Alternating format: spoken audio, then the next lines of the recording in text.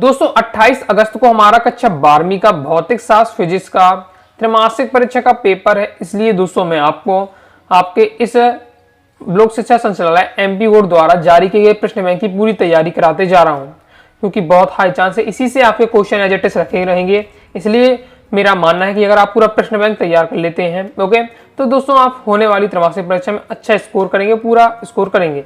Okay, तो क्रम से मैं सॉल्यूशन बताते जा रहा था। तो ये आपका पार्ट 3 रहने वाला है। पार्ट 1 और पार्ट 2 आ चुका है, जिसमें मैंने दोस्तों आपके त्रैमासिक परीक्षा में दोस्तों आपके क्या है 5 अध्याय अभी आने हैं। तो 5वां अध्याय के मैंने आपको क्या है वस्तुनिष्ठ आपके कंप्लीट करा दिए थे।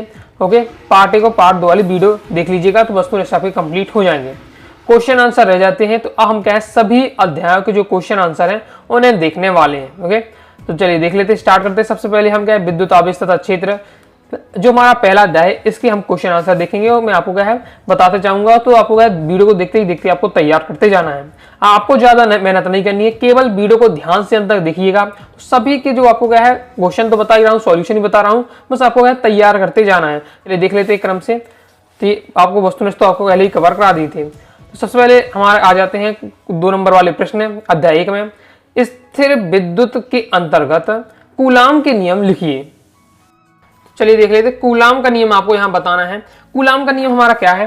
कूलाम का नियम है स्थिर विद्युत में कूलाम का नियम 2 स्थिर बिंदु आवेशों के बीच लगने वाले आकर्षण या प्रतिकर्षण बल का वर्णन करता है।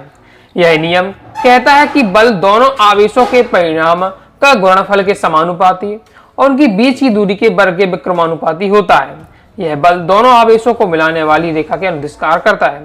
तो मैंने आपका यहां तक रहने वाला है कूलाम का नियम। कूलाम के नियम अनुसार 2 स्थिर बिंदु आवेशों के बीच लगने वाला आकर्षण और प्रतिकर्षण बल दोनों आवेशों के परिणाम के गुणनफल के समानुपाती और उनकी बीच की दूरी के वर्ग के विक्रमानुपाती होता है। ये आपका कूलाम का नियम है। क्लियर है?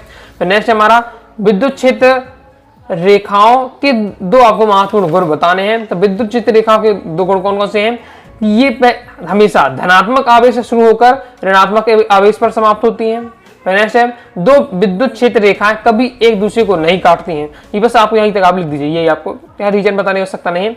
तो आपको क्या लिखना है विद्युत क्षेत्र रेखाओं के गुण, बहुत हाई चांस है इनके क्वेश्चन आने के, आपके इन्हीं में से आपके आएंगे। ओके, तो आपके टीचर क्या करेंगे, आपके 5 क्वेश्चन है, 5 में से कोई भी आपको 2 क्वेश्चन दे देंगे, कोई भी आपको 1 कर देना है। मैं बाकी मैं आपको क्या है सभी क्वेश्चन तैयार कर रहा हूँ। ओके, तो अच्छे से आपको क्या तैयार करते जाना, जितना पेपर में जैसे लिखना है उस हिसाब से मैंने बिल्कुल परफेक्ट सॉल्यूशन स्पेशल इसके लिए आपका क्वेश्चन बैंक का तैयार किया है। ओके, तो विद्युत क्षेत्र रेखाओं के गुण क्या है कि ये हमेशा धनात्मक से आवेश से शुरू होकर ऋणात्मक पर समाप्त होती हैं। दूसरा है कि 2 विद्युत क्षेत्र रेखा कभी भी एक दूसरे को नहीं काटती हैं। तो नेक्स्ट हमारा क्वेश्चन है आवेश का क्वांटीकरण किसे कहते हैं? तो आवेशों का क्वांटीकरण सिद्धांत के अनुसार किसी वस्तु का कुल विद्युत आवेश एक मूल आवेश E का हमेशा एक पूर्णांक गुणज होता है। ये आपका मैंने यहां तक रहने वाला है। आवेश का क्वांटीकरण आपका यही है कि विद्युत आवेश एक मूल आवेश E का हमेशा क्या है पूर्णांक गुणज होता है।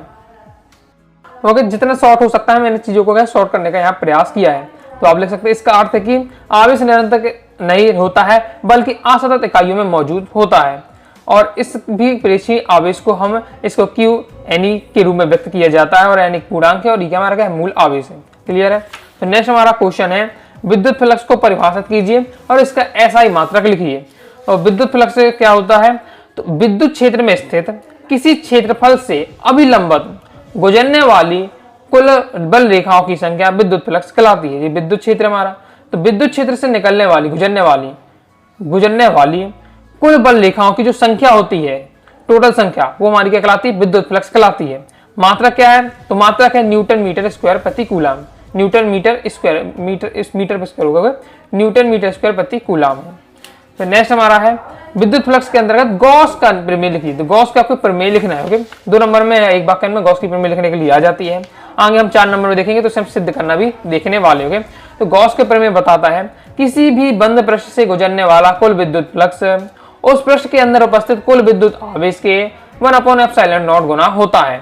ये आपका है, इतना बस केवल इतना है आपका गॉस का प्रमेय। मतलब जितना आपको क्वेश्चन पूछा उतना ही मैंने आंसर दिया 2 लाइन में, बात खत्म है। ओके, ज्यादा एक्स्ट्रा कुछ नहीं दिया है, जैसे पेपर में लिखना चाहिए वही है आपका।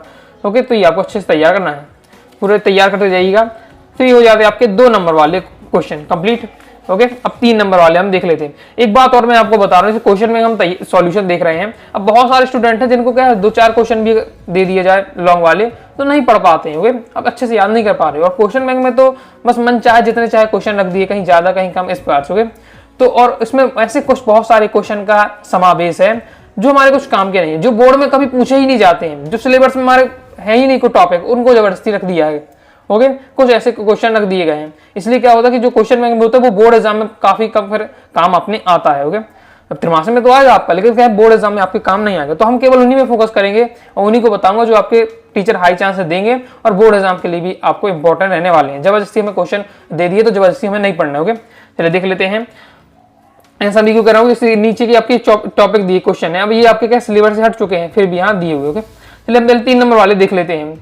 तो इसमें देखिए आपको जैसे कौन कौन से पढ़ना है, तो मैं आपको ये पहला वाला यहाँ बता देता हूँ, उसके बाद दोस्तों मैं आपको बताने वाला हूँ ये चौथा वाला, ओके। तो ये 2 क्वेश्चन पढ़ना है, ओके। तो ये आपको समझने भी दिक्कत होगी और ऐसे कहीं पूछे भी नहीं जाते हैं क्वेश्चन, तो आप तो ये मैं आपको 2 बता रहा हूँ, ओके। अब जैसे 4 क्वेश्चन है तो टीचर आपको कोई 2 देंगे, तो इन 2 में से आपको मिल ही जाएगा और इन्हीं में से देंगे, ओके। तो अब देख लेते हैं 3 नंबर वाले प्रश्न में, एक कूलाम आवेश को परिभाषित कीजिए। परिभाषा के लिए आवेशों के मध्य आपने जिन बल की कल्पना की है उसे भार बल में रूपांतरित करके लिखिए कि यह कितने किलोग्राम द्रव्यमान पृथ्वी के भार की तुल्य है। जी का वैल्यू दी हुई है।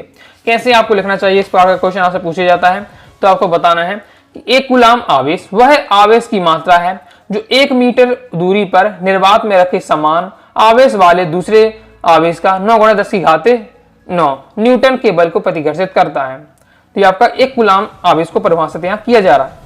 फिर पूछा जा रहा है कि आप जिस बल की कल्पना कर रहे हैं उसे भार बल में रूपांतरित करके लिखना है आपको, ओके। तो ये आप है, इस बल को भार बल में बदलने के लिए हमें एक ऐसे द्रव्यमान को ढूंढना होगा जिनका भार इस बल के क्या बराबर होना चाहिए, यानी F = क्या mg होना चाहिए।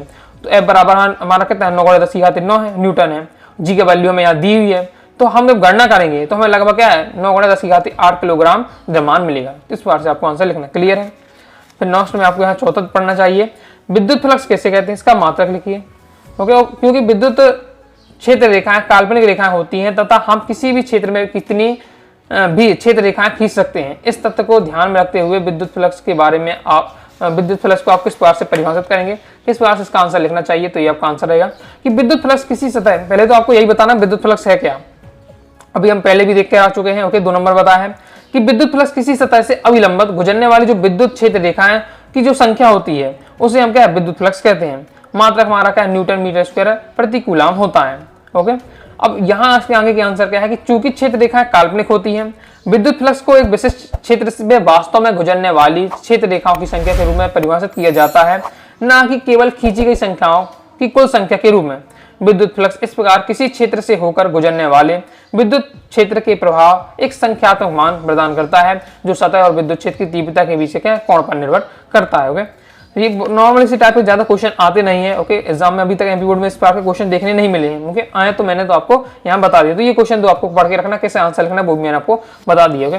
4 नंबर देख लेते हैं। तो 4 नंबर कौन कौन सा क्वेश्चन पढ़ना चाहिए पहले उसे हम टिक कर लेते हैं। पहले तो आपको यहाँ तैयार करके रखना है, पहला यही किस बहुत इंपॉर्टेंट रहने वाला आपका, किसी विद्युत द्विध्रुव के कारण अच्छी स्थिति में किसी बिंदु पर विद्युत क्षेत्र की तीव्रता का व्यंजक। बोर्ड एग्जाम में भी कई बार क्वेश्चन आपका आ चुका है, तो इसे आपको एकदम तैयार कर लिखना है, बोर्ड एग्जाम के लिए महत्वपूर्ण है। फिर नेक्स्ट भी बहुत ज्यादा इंपॉर्टेंट रहने वाला है, नेक्स्ट आपका गॉस का प्रमेय को आपको सिद्ध करना है, क्योंकि गॉस की प्रमेय से आपको सिद्ध करनी है, ये आपका इंपॉर्टेंट रहने वाला है। अब लास्ट के जैसे 2 हैं तो ये आपको छोड़ ही देना है, ये सिलेबस में भी नहीं है और आते भी नहीं है कभी, ओके। तो ये तो आपको मतलब ये अब आपका हट ही चुका है, ओके। तो ये तो आपको इग्नोर कर देना है, ओके। तो वैसे भी बहुत सारे विद्यार्थी 4 नंबर वाले क्वेश्चन अगर आपको बहुत सारे दे भी दी जाए तो भी आप नहीं पढ़ पाएंगे, कम समय, ओके। तो मैं आपसे कहूंगा कि आप पढ़ रहे हैं अभी, ओके, अभी क्वेश्चन आपके तैयार नहीं है तो बस केवल ये 2 क्वेश्चन पढ़ लीजिए, आपके टीचर 100%, ओके, इन्हीं 2 क्वेश्चन में से आपका एक क्वेश्चन देने वाले, यहाँ से आपका क्वेश्चन आएगा, ये तो आपके आएंगे नहीं, ओके, क्योंकि अब हट ही चुके हैं। टीचर अगर समझदार होंगे तो वैसे ही इग्नोर कर देंगे, इन 3 में से देंगे जिसमें 2 आपको हाई चांस इंपॉर्टेंट है, तो इन 2 को आपको एकदम पढ़ के रखना है, उन्हीं के मैं आपको सॉल्यूशन बता देता हूँ। तो चलिए दोस्तों हम इसका सॉल्यूशन देख लेते हैं। तो बस ये 2 क्वेश्चन अच्छे से आपको तैयार करके जरूर रखिएगा, बोर्ड एग्जाम के लिए बहुत ज्यादा महत्वपूर्ण आपके रहने वाले, ओके। पहले अच्छी स्थिति पे हम देख लेते हैं, तो यहाँ पे तो आपका अच्छी से समझाया जा रहा है, आप इसके भी कर सकते हैं। अच्छी स्थिति हम कैसे कहते हैं वो हम बताया जा रहा है। यहाँ से आपका मेन स्टार्ट होता है, यहाँ से आपको लिखना है जिस तरीके से आपको लिखना चाहिए, ओके। टॉपर वाला तरीका, पूरा टॉपर वाला तरीका, पूरा वही दिया हुआ है। माना ए बी हमने क्या एक विद्युत द्विध्रुव है, फिर ओके जिसमें प्लस क्यू माइनस क्यू आवेश से मिलकर बना हुआ है, उसके बीच की दूरी 2a है और तथा के परावैद्युत माध्यम में रखा हुआ है। अल्प बिंदु O से r दूरी पर बिंदु P है जिस पर विद्युत क्षेत्र की तीव्रता में ज्ञात करनी है। इस प्रकार से आपका दिया हुआ है और ये आप देख सकते ये डायग्राम तो आपको बनाना पड़ेगा, ये आपको बनाना है। यही आपका यहाँ विद्युत द्विध्रुव है। ओके, इससे अल्प दूरी पर क्या दिया हुआ है, इन द्विध्रुव के बीच की दूरी 2a है, अल्प दूरी पर एक बिंदु P दिया हुआ है। मतलब जो लिखते हैं हम, मतलब जो बनाते हैं डायग्राम, वो बस थ्योरी में लिखना पड़ता है। ओके, बस यहाँ से आपका स्टार्ट हो जाता है। पहले बिंदु A पर प्लस क्यू आवेश के कारण बिंदु P पर हमें तीव्रता निकालनी है।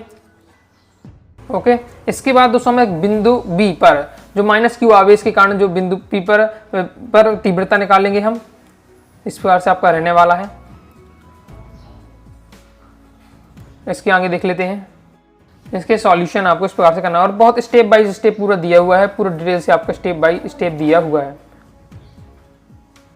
इसके बाद आपका ये दिया हुआ ओके कंप्लीट हो जाता है। बाकी आपको समझना है, पूरा पीडीएफ मटेरियल प्राप्त करना है, नोट्स आपको प्राप्त करना है, तो आपको है 12th के बैच को जरूर ज्वाइन करके रखिएगा। ओके, जिसमें दोस्तों आपकी ऑल सब्जेक्ट की बेहतरीन तैयारी हो जाएगी। पीडीएफ मटेरियल भी आपको दिया जाएगा। तो 90 39 53 44 79 इस दिए व्हाट्सएप नंबर मैसेज करके आप क्या है क्लास 12 के बैच में जानकारी करके ज्वाइन कर लीजिएगा, जिसमें दोस्तों मैंने आपको पूरी तैयारी कराई है और बेहतरीन तरीके से पूरा आपको डिटेल से वहां पढ़ाया है। ओके, जो आपका क्वेश्चन हमेशा आते हैं बहुत ज्यादा इंपॉर्टेंट, उनकी हमें क्या है सबसे पहले मैंने वहां आपको तैयार कराए। ओके, इसके बाद नेक्स्ट हमारा क्वेश्चन है गॉस का नियम हमें लिखना है और गॉसी के नियम को हमें क्या है ये पूरा सिद्ध करना है। ओके, देख लेते हैं गॉस का नियम। तो गॉस प्रमेय हम देख लेते हैं कैसा, जिस प्रकार से आपको पेपर लिखना चाहिए सेम उसी प्रकार से दिया हुआ है। ओके, गॉस का प्रमेय पहले आपको बताना है क्या है। ओके, अभी हमने 2 नंबर में देखा भी था गॉस का प्रमेय कि किसी बंद पृष्ठ से गुजरने वाला संपूर्ण विद्युत फ्लक्स है, उस बंद पृष्ठ के अंदर निर्वात की में उपस्थित कुल आवेश का 1/ε0 गुना होता है। और जहां ε0 गुना है निर्वात क्या है निर्वात की विद्युतशीलता है। क्लियर है। फिर आप यहां से स्टार्ट हो जाता है आपका गॉस का प्रमेय सिद्ध करना। तो इस बार से आपको लिखना है कि माना कोई बिंदु की आवेश किसी गोले के केंद्र O पर रखा हुआ है, गोले की त्रिज्या r है, तब गोले के पृष्ठ पर स्थित बिंदु P पर तीव्रता फ्री होने वाली है। समीकरण 1 दे रहे हैं। इस बार से डायग्राम रहने वाला है। अभी तो मैं आपको समझा ही रहा हूँ, आपको सीधे डायरेक्ट सॉल्यूशन बता रहा हूँ कैसे आपको करना है। ओके, और यहाँ आपका क्या हमारा निकल आता है गाउस का प्रमेय। यही तुम्हारा क्या है गाउस की प्रमेय है। कंप्लीट हो जाता है।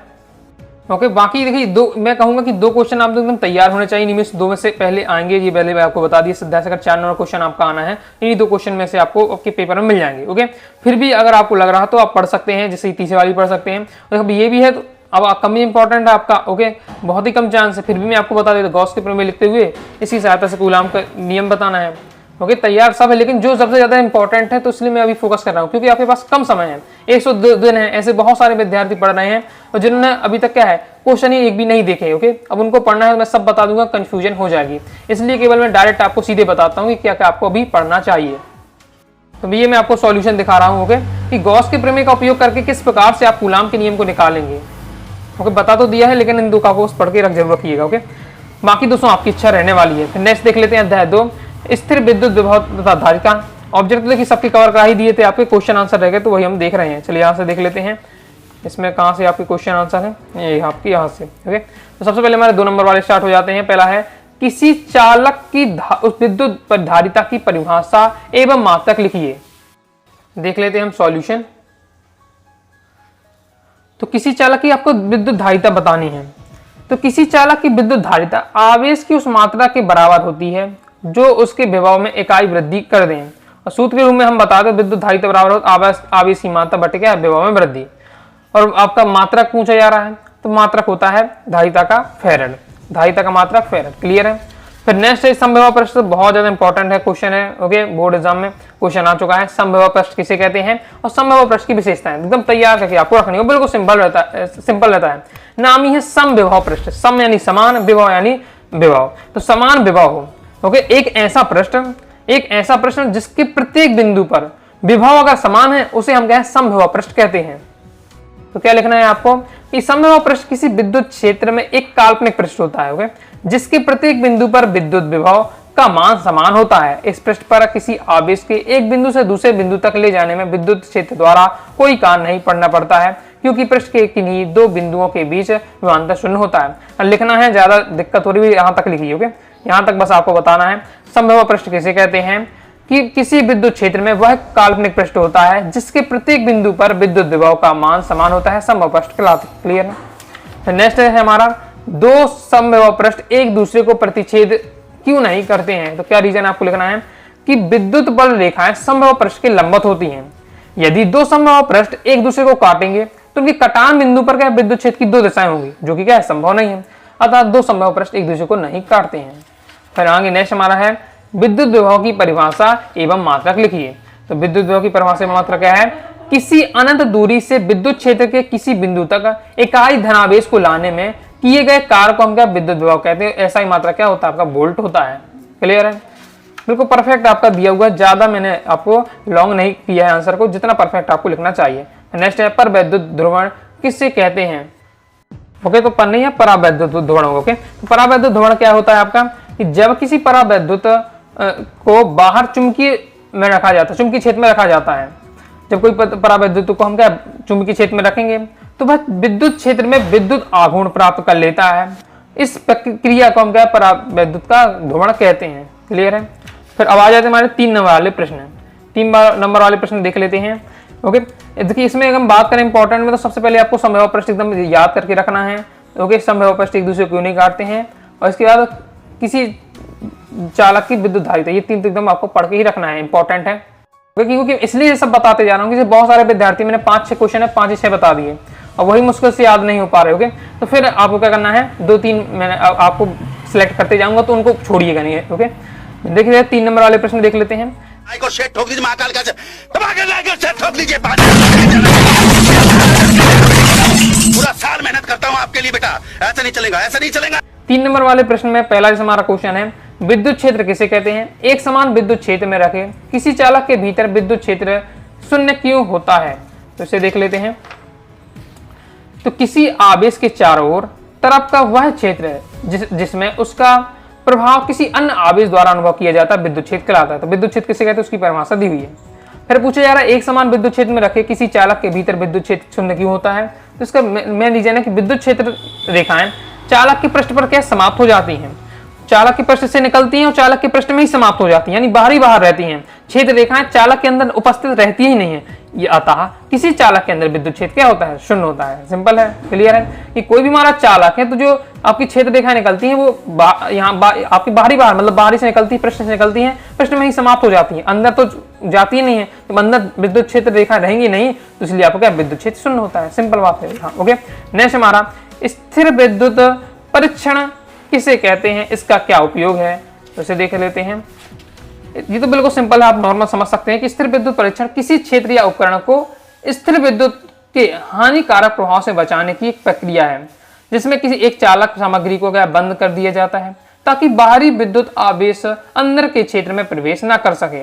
इसका मुख्य उपयोग संवेदनशील इलेक्ट्रॉनिक उपकरणों को बाहरी विद्युत क्षेत्रों से सुरक्षित करने के लिए किया जाता है, जैसे कि कार या घर के अंदर रहना। जब बिजली कड़क रही हो तो विद्युत आवेशों के किसी वस्तु की बाहरी सतह पर रहता है और अंदर नहीं जाता है। मतलब आपने भी देखा होगा, मतलब बहुत ज्यादा बिजली कड़क रही है तो आपके पिताजी कहेंगे कि ये क्या टीवी और ये लाइट पंखे सब बंद कर दो अभी। ओके, इस प्रकार से तो क्यों कर देते हैं, जब हम जैसे टीवी चला रहे हैं, टीवी को बंद कर दिया तो बाहर की जो हमारी ऊर्जा है, इलेक्ट्रॉन वगैरह है, ओके, वो हमारे क्या है टीवी के माध्यम से हमारे घर में एंट्री लेगी, लेकिन जब टीवी बंद हो जाएगी तो बात ही खत्म हो जाएगी। तो इस प्रकार से तो कंप्लीट हो जाता है। नेक्स्ट है हमारा, एक चिड़िया एक उच्च शक्ति के खुले बिजली के तार में बैठी है और उसको कुछ नहीं होता, परंतु धरती में खड़ा व्यक्ति इस तार को छू ले तो क्या घातक झटका लग जाता है। तो क्यों हो, तो इसका मुझे रीजन आपका रहने वाला है कि चिड़िया को झटका इसलिए लगता है क्योंकि उसके पैरों के बीच तार के एक ही हिस्से पर बैठते हैं। ओके, 2 तार होते हैं, एक हिस्से पे बैठे हैं, दोनों पे नहीं बैठते। ओके, जो दोनों पे बैठते हैं वो तुरंत ही वहाँ समाप्त हो गए, तो कोई विभव अंतर नहीं होता, पैदा नहीं होता है, जिससे विद्युत धारा प्रवाहित नहीं होती है। जबकि इसके विपरीत क्या होता है, जब कोई व्यक्ति तार को छूता है तो वह पृथ्वी के संपर्क में आ जाता है, जिससे तार और पृथ्वी के बीच एक बड़ा क्या है विभव अंतर बन जाता है, विभवांतर बन जाता है, उत्पन्न हो जाता है विभवांतर। विभवांतर से परिपथ पूरा हो जाता है, जिससे क्या है विद्युत धारा व्यक्ति के शरीर से होकर पृथ्वी पर प्रवाहित होती है और उससे क्या घातक झटका लगता है। नेक्स्ट है सूखे बालों में कंघी घुमाने कंघा घुमाने के बाद वह कागज के टुकड़ों को आकर्षित कर लेता है। क्यों? और यदि बाल भीगे या वर्षा के दिन हो तो ऐसा नहीं होता है। तो सिंपल सी यहाँ बात रहने वाली है कि जब सूखे बालों में हम कंघी करके घर्षण के कारण क्या कंघी में आवेशित हो जाती है, आवेशित करते हैं तो अतः कागज के छोटे छोटे टुकड़े क्या अपने ओर से आकर्षित करते हैं। ये सब आपने भी किया होगा कि क्या है, पेन को क्या है बालों में इस प्रकार से घिसा और बालों में घिस कर क्या है इसको टुकड़े डाल दिए कागज के और उसको चिपकाया। तो दोस्तों आपने सभी ने करके भी देखा होगा। ओके, जबकि क्या है जब बरसात होती है गीले बाल होते हैं तो इसमें क्या है कागज के टुकड़े आकर्षित ही नहीं होंगे। ओके, गीले के कारण आकर्षण उत्पन्न ही नहीं होगा, इसलिए क्या है ये कागज के टुकड़े आकर्षित नहीं होते यहाँ। ओके, नेक्स्ट हमारा क्वेश्चन है कि विद्युत धारिता किसे कहते हैं? विद्युत धारिता किसे कहते हैं? ऐसे संधारित्र की रचना का आयाम लिखिए जिसकी धारिता 1 फैराड हो। इसका आंसर किस प्रकार से लिखेंगे? विद्युत धारिता किसी चालक या संधारित्र की विद्युत आवेश को संग्रहित करने की क्षमता है जो आवेश और विभवांतर के अनुपात में से मापी जाती है और इसका ऐसा ही मात्रक होता है, वो आपका क्या होता है? फैराड होता है। इसके बाद आगे क्वेश्चन है कि ऐसे संधारित्र की आपको रचना करनी है जिसका आयाम क्या हो, जिसका आयाम लिखना है जिसकी धारिता 1 फैराड हो। 1 फैराड एक बहुत बड़ी धारिता होती है जिसे प्राप्त करने के लिए एक बड़े संधारित्र की आवश्यकता होती है जिसमें हमें क्या है बहुत बड़ी प्लेटों और उसके बीच क्या न्यूनतम दूरी रखनी होगी। ओके, तो इस प्रकार से हमारे क्या कंप्लीट हो जाते हैं। ओके, ये आपका कमी इंपॉर्टेंट था जिससे मैंने इसको इग्नोर कर दिया है। यहाँ के क्वेश्चन लगभग आपके सभी सिंपल थे। ओके, तो आपको यहाँ तैयार करके रखना है। फिर अब देखने वाले हम 4 नंबर वाले प्रश्न कौन कौन से आपको पढ़ना चाहिए, पहले उनमें टिक कर लेते हैं। जो आपको यहाँ देखिए सब तो आप वैसे भी नहीं पढ़ पाएंगे, जो आपको एकदम पढ़ के जाना है पेपर के लिए वो मैं आपको बता देता हूँ कि सबसे पहले आपको तैयार करना है। देखिए ये वाला सबसे ज्यादा इंपॉर्टेंट, बोर्ड एग्जाम में कई बार आ चुका है। समांतर प्लेट संधारित्र की धारिता सूत्र स्थापित कीजिए। समांतर प्लेट संधारित्र की धारिता का मान किन के कारक पर निर्भर करता है, तो ये बहुत ज्यादा इंपॉर्टेंट रहने वाला, इसे पढ़ना है।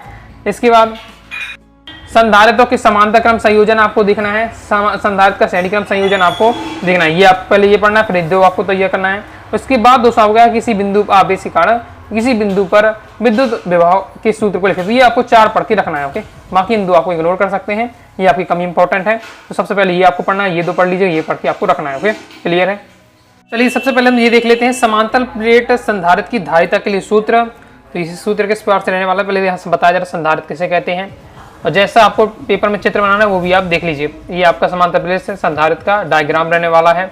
लिखना किस प्रकार से, थ्योरी। ओके, तो थ्योरी क्या होती है कि अगर आप इस टॉपिक को सब समझते हैं तो आपको बताना, ओके, टॉपिक को समझते हैं, जब डायग्राम आप बनाते हैं तो डायग्राम बनाते समय जो जो आपने किया है वो बस आपकी थ्योरी में लिखना है कि हमने माना कि ए और बी समांतर प्लेट संधारित्र की 2 प्लेट हैं जिनके बीच की दूरी क्या है, डी है। जैसा हम करते जा रहे हैं वही हमने यहाँ बताया जा रहा है। ओके, उसमें से प्रत्येक का क्षेत्रफल क्या है, पूरा क्षेत्रफल ए है, दोनों के मध्य के परावैद्युत माध्यम वाला है। ओके, इस प्रकार से आपको पूरा लिखना है, ये देख सकते हैं। इसके आगे दोस्तों आपको सॉल्व करेंगे, ये आपका रहने वाला है। जिस तरीके से जैसा आपको लिखना चाहिए सॉल्यूशन ये आपका दिया हुआ और ये हमारा कंप्लीट हो जाता है। तो ये आता है C=nOT A/D, यही हमारा क्या है, समांतर प्लेट संधारित्र का व्यंजक है। क्लियर है? तो धारिता को फिर आपको प्रभावित करने वाले कारक भी आपसे पूछे जा रहे हैं, तो क्या हो सकते हैं कारक, ये आप देख सकते हैं, वो तो आपको फॉर्मूले में दिख जा रहा है। ओके, कि D-C-A ये सब आपको प्रभावित कर रहे हैं। जैसे आपका प्लेटों के बीच उपस्थित माध्यम, फिर प्लेटों का क्षेत्रफल, देखिए ये भी प्रभावित कर रहा है। ओके, इसके प्लेटों के बीच की दूरी देखिए डी है आपकी, तो वो आपको प्रभावित करती है। किस प्रकार से करती है तो आपको यहाँ बता देना है। जब हम क्या है इस साइड के हम बढ़ाएंगे, यानी क्षेत्रफल है, क्षेत्रफल हम बढ़ाएंगे तो फिर आपका जो धारिता है वो भी क्या बढ़ जाएगी, क्षेत्रफल बढ़ाएंगे तो धारिता भी बढ़ेगी। लेकिन अगर हम दूरी बढ़ाएंगे तो फिर आपका जो धारिता है वो घट जाएगी, तो वो आपको यहाँ बताना है। लिखना कैसे है, तो ये इस तरीके से आपको पेपर में यहाँ तक आपको इससे लिखना है। क्लियर है? कंप्लीट हो जाता है। आगे देख लेते हैं। इसके बाद दोस्तों में संधारित्र का समांतर क्रम और श्रेणी क्रम बनाना है, संयोजन, तो इसके बारे में देख लीजिए। ये दिया हुआ है संधारित्र का श्रेणी क्रम, ये डायग्राम आपका रहने वाला है। थ्योरी किस प्रकार से लिखनी है वो आपका दिया हुआ है। ओके, इसके बाद दोस्तों आप देख सकते हैं ये आपकी पूरी थ्योरी दी हुई है, तो कंप्लीट हो जाता है हमारा। ये आपका देखा श्रेणी क्रम, संधारित्र का श्रेणी क्रम संयोजन। अब ये है दोस्तों आपका संधारित्र का समांतर क्रम संयोजन, डायग्राम इस प्रकार से आपका रहने वाला है। ओके, आपको स्केच पेन से नहीं बनाना है, आपको तो ब्लैक और ब्लू पेन का यूज ही करना है। ये है आपका संधारित्र का समांतर क्रम संयोजन। इसके आगे आपको ये दिया हुआ है और ये कंप्लीट हो जाता है। ओके, तो मैंने आपको क्या इसका सॉल्यूशन बता दिया है, तो आपको तैयार करके रखना है। अब फिर इसका भी आपको सॉल्यूशन बता देता हूँ। किसी बिंदु आवेश के कारण किसी बिंदु पर विद्युत विभव का सूत्र, तो इस प्रकार से आपका ये सॉल्यूशन यहाँ रहने वाला है। ये आप देख सकते हैं, स्क्रीनशॉट आप ले लीजिए और आपको तैयार करना है तो यहाँ से तैयार कर सकते हैं। इसके आगे इसका कंप्लीट सॉल्यूशन इस प्रकार से आपका रहने वाला है। लेकिन मैंने आपको संधारित्र का बताया है, समांतर प्लेट संधारित्र की जो धारिता का व्यंजक आपको बताया है वो सबसे ज़्यादा इंपॉर्टेंट रहने वाला है, तो उससे आपको हर हाल में तैयार कर लेना है। ओके, इससे आप क्वेश्चन को छोड़ सकते हो जो बता रहा हूँ, लेकिन आपको समांतर प्लेट संधारित्र की धारिता वाला जरूर तैयार करके रखिएगा। इसके आगे आपका ये सॉल्यूशन रहने वाला है, कंप्लीट हो जाता है। तो इस प्रकार से दोस्तों मैंने आपको अध्याय 1 और अध्याय 2 के जो भी एकदम सिलेक्टेड क्वेश्चन थे उनको सॉल्यूशन के साथ बता दिया है। अब अध्याय 3 और 4, 5 के हमारे क्या है क्वेश्चन आंसर रह जाते, तो उन्हें भी हम आगे क्या है कवर कर लेंगे। तो जितने बताते जाऊँ एकदम तैयार करते आपको जाना है। ओके, जितना मैं बता रहा हूँ 30 से पेपर में आने वाला है, ये पूरा आपको 100% मान के चलना है, इसलिए आपको अच्छे से इन्हें सभी क्वेश्चन को तैयार करना है। तो आई होप आपको क्या वीडियो पसंद आएगी, वीडियो पसंद लाइक करके सब्सक्राइब कर दीजिएगा, साथ ही टेलीग्राम चैनल और व्हाट्सएप चैनल को जरूर दोस्तों ज्वाइन करके रखिएगा। ओके, और हिंदी का पूरा सॉल्यूशन बता दिया है तो प्लेलिस्ट पर जाकर देखिएगा। फिजिक्स का भी दोस्तों आपकी 3 वीडियो आ गई हैं आपका, तो तीनों वीडियो को देखकर आप तैयार कर लीजिएगा। आगे जो भी क्वेश्चन बचे हम नेक्स्ट पार्ट में कवर करेंगे। तो मिलते हैं नेक्स्ट वीडियो में, तब तक के लिए बाय बाय।